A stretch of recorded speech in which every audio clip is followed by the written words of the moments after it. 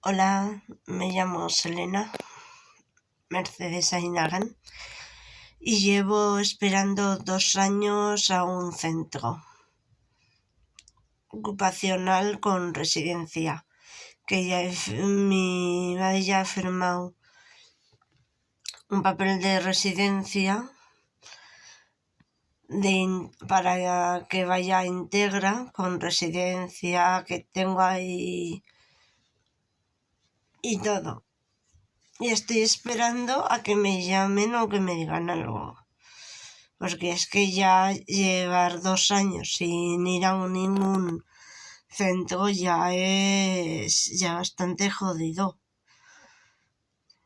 Por la mañana es que no hago nada, es que me aburro. Solo por las tardes hago, porque ahora estoy de fiesta, pero por las tardes hago deporte. Pero por la mañana ya no hago nada. Y vivo muy lejos de Zaragoza. Y me gustaría que me dieran la plaza en Integra. Pero que no hay manera que los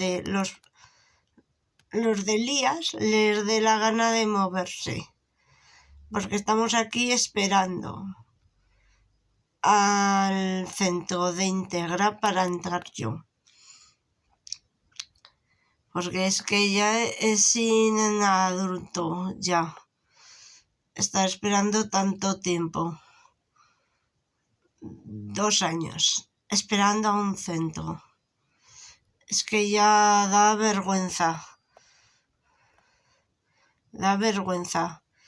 Que hay muchas personas con discapacidad, como yo, que están esperando entrar a un centro.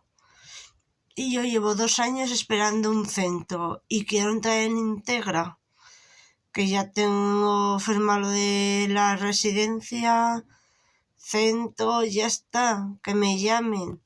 Porque es que ya esto ya es insoportable. Estar aquí 2 años esperando a que nos digan algo, pero no nos dicen nada, no nos llaman. Y es injusto que no nos estén llamando, porque yo me merezco un centro, como todas las personas especiales. Espero que me ayude este vídeo a que lo oigan muchas personas y me ayuden a poder entrar en Integra Aragón.